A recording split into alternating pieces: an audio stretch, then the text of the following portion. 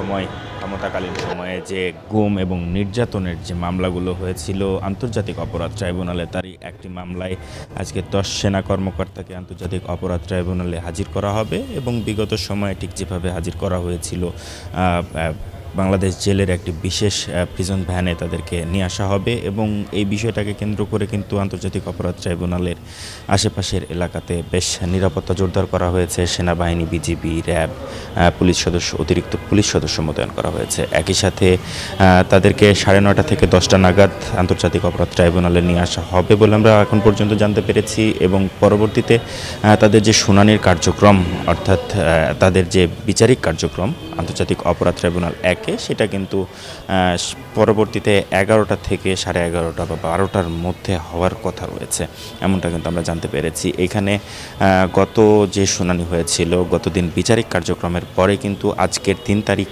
এবং পরবর্তী 7 তারিখ নির্ধারণ করেছিলেন আন্তর্জাতিক অপরাধ ট্রাইব্যুনাল 1 এবং এখানে কিন্তু অনলাইনে হাজিরা দেওয়ার বিষয়েও আবেদন করেছিলেন আসামি পক্ষের আইনজীবীরা, কিন্তু সেই বিষয়ে এখন পর্যন্ত কোনো সিদ্ধান্ত দেননি আন্তর্জাতিক অপরাধ ট্রাইব্যুনাল।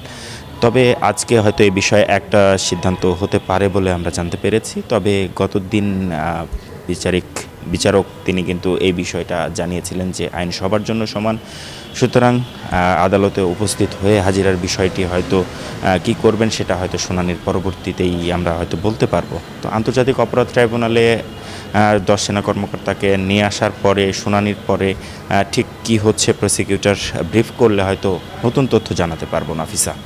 মাহমুদ, আপনাকে ধন্যবাদ।